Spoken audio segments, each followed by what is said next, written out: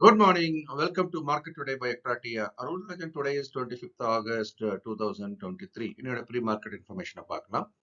நேற்றுக்கு முடிஞ்ச அமெரிக்க சந்தை வலிமை குன்றி முடிந்திருக்கிறது நம்ம பார்க்கணும். டவ் ஜோன்ஸ் பெரிய அளவில் மாற்றம் இல்லாமல் முடிந்திருந்தது. ஆனால் அதே சமயம் S&P 500 நாஸ்டாக் ரெண்டுமே 1.35 1.87% என்ற அளவுக்கு இறங்கி முடிஞ்சிருக்கிறத பார்க்கிறோம். இதனுடைய தாக்கம் அப்படின்றது எப்படி ஆசிய சந்தையில் இருக்கு அப்படின்றதையும் பார்க்கலாம். ஆசிய சந்தைகள் எல்லாமே இன்னைக்கு இறங்கிய வியாபாரமாகி வருகிறது. ஜப்பானோட நிக்காய் ஆகட்டும், ஹாங்காங் ஹாங்சங், சவுத் கொரியா காஸ்பி, சீன சங்கை தாய்வான் எல்லாமே தற்போது இறங்கிய வியாபாரமாகி வருகிறது. இதை ஒட்டி நம்முடைய சந்தை எப்படி வியாபாரமாகலாம் அப்படின்றத நம்ம எதை வச்சு பார்க்கிறோம். கிஃப்ட் நிஃப்டின்னு சொல்லக்கூடிய நிஃப்டி இன்டர்நேஷனல் மார்க்கெட்ல டாலர் டேர்ம்ஸ்ல வியாபாரம் கூடிய அந்த இண்டெக்ஸை பார்க்கிறோம். அதுவும் எப்படி இப்போ வியாபாரம் ஆகுது. So Cape Town opening, so 100 to 120 points இப்போ கேப் டவுன்ல இருக்கிறது நம்ம பார்க்கிறோம். இந்த பெரிய சரிவு அப்படின்றது எதனால நடக்குது அப்படின்றதையும் நம்ம இது தொடர வாய்ப்புண்டா அப்படின்றதையும் நம்ம தொடர்ந்து பார்க்கலாம். நிஃப்டினுடைய இம்பார்ட்டன்டான சப்போர்ட் லெவல் தட் 19,250 ஏற்கனவே ஒரு தடவை டெஸ்ட் பண்ணி மேலே போயிருக்கு. இன்னைக்கு அந்த இடத்த தான் டெஸ்ட் பண்ண போது ஒருவேளை அது உடைக்கப்பட்டு க்ளோஸ் ஆனால் அது எதை நோக்கி அடுத்த பயணம் 18,900 நோக்கி நகரலாம் அப்படின்னு நம்ம பார்க்கிறோம். இன்னைக்கு பார்க்கலாம். இன்னைக்கு ஒரு முக்கியமான ஒரு நாளாக பார்க்கலாம். நிஃப்டியை பொறுத்த வரைக்கும் இந்த சப்போர்ட் உடைக்குதான்னு பார்க்கலாம். பேங்க் நிஃப்டி பேங்கை ஒப்பிட்டு நோக்கினால் நிஃப்டியை விட பேங்க் நிஃப்டி கொஞ்சம் ஸ்ட்ராங்கா தான் இருக்கு. அப்ப நிஃப்டி பேங்கோட தற்போதைய நிலைமை என்ன? ரொம்ப நாளாவே நம்ம அந்த 43,500 அதை டிஃபெண்ட் பண்ணிட்டு இருக்கிறத நம்ம பார்க்கிறோம். ஸோ இப்போ ஒரு 1000 புள்ளி மேல இருக்கு, 44,500 கிட்ட இருக்கு. இறங்கி இந்த 43,500 உடைக்குமா அப்படின்றது அடுத்த கேள்விக்குறி. நிறைய வங்கி துறை சார்ந்த செய்திகள் இனி வர இருக்குது.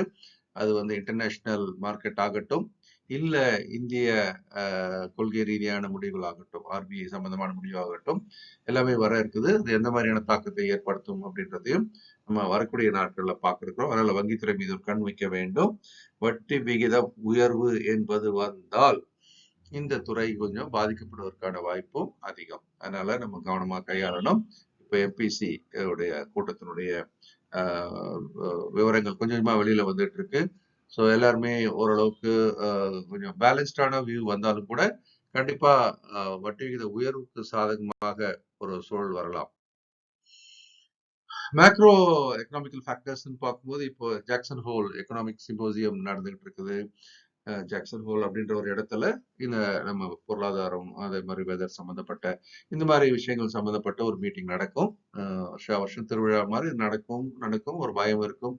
அதுக்கப்புறம் வழக்கமா எந்த பாதையில் போகுமோ அந்த பாதையில் தான் இது வரைக்கும் சென்று கொண்டிருக்கிறது. ஸோ அதுல ஃபெட் மீட்ஸ் எல்லா முக்கியமான நாடுகளுடைய மத்திய வங்கியின் தலைவர்கள் மீட் பண்றாங்க. Bank of Japan, European Central Bank, Bank of England. So அது மாதிரி இப்போ ஃபெட் ரிசர்வ் அமெரிக்காவுடைய ஃபெட் சேர்மன் எல்லாருமே அதுக்கு பிறகு அவங்களுடைய கமெண்ட்ஸ் என்னவா இருக்கும் அப்படின்றத எல்லாம் எதிர்பார்த்துட்டு இருக்கிறாங்க. வழக்கமான ஒரு எதிர்பார்ப்பு என்ன அப்படின்னு சொல்லும்போது, இன்னும் அந்த பணவீக்க எண்கள் எதிர்பார்த்த அளவுக்கு இன்னும் குறையல, வளர்ச்சி விகிதம் இன்னும் வலிமையா தான் இருக்கு அப்படின்ற ஒரு காரணங்களால தொடர்ந்து வட்டி விகித உயர்வு என்பது தவிர்க்கப்பட முடியாத ஒன்று. அடுத்து வரக்கூடிய காலங்களில் வட்டி விகிதம் உயர்த்தப்படலாம் அப்படின்ற ஒரு செய்தி வந்துட்டு இருக்கு. மேக்ரோ எக்கனாமிக்கல் ஃபேக்டர்ஸ்ல 10-year பாண்ட் ஈல்ட் அப்படின்றது மீண்டும் மிகப்பெரிய அளவில் ஒரு ஏற்றம் 4.25%.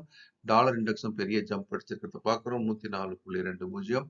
சில வாரங்களுக்கு முன்பாக அது 100 கீழே அப்படி கொஞ்சம் டிப் ஆனதை பார்த்தோம். இப்போ மீண்டும் 104.2ன்றது மிகப்பெரிய அளவு ஒரு ஏற்றம். இவை எல்லாமே பங்கு சந்தைக்கு பாதகமான விஷயங்கள். பிரெண்ட் குரூட் 83.59 அப்படின்னு நம்ம பார்க்கிறோம். இது அந்த $1 மேல கீழே அப்படின்னு நகர்ந்துட்டு இருக்குது.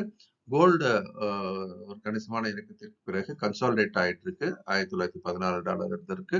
ஓவரால் ட்ரெண்ட் வைஸ் அப்படின்னு பார்த்தீங்கன்னா இப்போதைக்கு டவுன்ல தான் இப்போ திரும்பி இருக்கிறது பார்க்குறோம். ரிவர்ஸ் ஆயிடுச்சு. பட் எல்லா ஏற்றத்திலும் திரும்ப இறங்குவதற்கான வாய்ப்பு உண்டுன்னு பார்க்குறோம். USD INR முதல்ல கொஞ்சம் நிஜமாவே அந்த வலிமை குன்றுதல் அப்படின்றது $83 தாண்டும் போது ரொம்ப கஷ்டமா தான் இருந்தது. அந்த நிலைமை இப்போ கொஞ்சம் கட்டுக்குள் வந்திருக்கிறத நம்ம பார்க்குறோம். USD INR அப்படின்றது ஏறக்குறைய மிகப்பெரிய வலிமை குன்றுதல இருந்து இப்போ கொஞ்சம் மீண்டு தற்போது அந்த 83ல இருந்து 82.58 வந்திருக்குது என்பது இந்தியாவுக்கு ஒரு நல்ல விஷயம்தான். இதான் மேக்ரோ ஃபேக்டர்ஸ்ன்னு பார்க்குறோம். FIs நேத்தியோட பையிங் அப்படின்றது 1,524 கோடி என்பதும், DIs 5,726 கோடி என்பதும் சில பல்க் டீல்ஸ்னால வரக்கூடிய இந்த நம்பர்ஸா கூட நம்ம இதை எடுத்துக்கலாம். எஃப்ஐஸை பொறுத்த வரைக்கும் இன்னும் ஷார்ட்ல தான் இருக்கிறாங்க, ஹெவி ஷார்ட்ல தான் இருக்கிறாங்க. நேற்று கொஞ்சம் ஷார்ட் கவர் பண்ணியிருக்கிறாங்கன்றது ஒரு செய்தி. ஆனாலும் கூட திரும்ப அடுத்த கட்ட இறக்கத்திற்கு அவங்களுடைய ஃப்ரெஷ் ஷார்ட்டும் ஒரு காரணம்னு சொல்லப்படுகிறது. ஃபியூச்சர்ஸ் நிஃப்டி ட்ரேடிங் 11 AM வந்து இப்போ நம்ம ஜூம் வழியா நடத்துறோம் நான் சொல்லியிருக்கிறேன். இன்னைக்கு ஒரு கடைசி தினம் ஃப்ரீயா நம்ம பார்க்கக்கூடியது. அந்த லிங்க் வேணுன்றவங்க நீங்க கீழே உள்ள நம்பரை தொடர்பு கொண்டு வாங்கிக்கிங்க. மண்டேல இருந்து அது வந்து 499 பர் வீக் அப்படின்ற ஒரு பெய்டு வெர்ஷன்ல வரும். அதுல வந்து Nifty, bank Nifty, futures, options எல்லாத்தையுமே நம்ம பார்க்க இருக்கிறோம். So master stock market program வர மண்டேல இருந்து ஆரம்பிக்குது. இரவு 8ல 9 மணிக்கு நடத்துறேன். ஒரு மாத பயிற்சி வகுப்பு. இது கம்ப்ளீட்டா நம்ம டெக்னிக்கல், ஃபண்டமெண்டல், ஃபியூச்சர்ஸ் எல்லாத்தையும் கம்ப்ளீட் மாஸ்டர் ப்ரோக்ராமா பார்க்குறோம். Options trading for living OFL program அதுவும் அடுத்த மண்டே ஆரம்பிக்குது. இது வந்து ஒரு ஃபுல் டைமா பண்ணணும் ட்ரேடிங், ஒரு கன்சிஸ்டன்ட் இன்கம் எடுக்கணுன்றதுக்கான ஒரு மென்டர்ஷிப் ப்ரோக்ராம். கேண்டில் ஃபார்மேஷன் அப்படின்னு நம்ம பார்க்கும்போது இப்போ நேத்திக்கு வந்து ஒரு பேரிஷ் கேண்டில் ஃபார்ம் இருக்கிறத பார்க்குறோம்.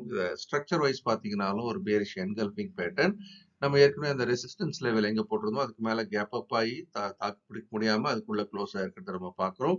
ஸோ 19,250 இன்னைக்கு உடைக்கப்பட்டால் 18,900 அப்படின்ற நிலையை நோக்கி அது நகரலாம். இந்த வீடியோ உங்களுக்கு பிடிச்சிருக்கோம் நம்பரை லைக் பண்ணி ஷேர் பண்ணுங்க, உங்க கமெண்ட்ஸை கீழே போடுங்க. இந்த நாளும் இனிமையான நாளாக இருக்க என்னுடைய மனமார்ந்த வாழ்த்துக்கள். இந்த வீடியோ உங்களுக்கு பிடிச்சிருக்கும் நம்புறேன். நீங்களும் லைக் பண்ணி ஷேர் பண்ணுங்க, உங்களுடைய கமெண்ட்ஸையும் போடுங்க. இந்த நாளும் இனிமையான நாளாக இருக்க என்னுடைய மனமார்ந்த வாழ்த்துக்கள். இந்த வீடியோ உங்களுக்கு பிடிச்சிருக்கும் நம்புறேன். நீங்களும் லைக் பண்ணி ஷேர் பண்ணுங்க, உங்களுடைய கமெண்ட்ஸையும் போடுங்க. இந்த நாளும் இனிமையான நாளாக இருக்க என்னுடைய மனமார்ந்த வாழ்த்துக்கள்.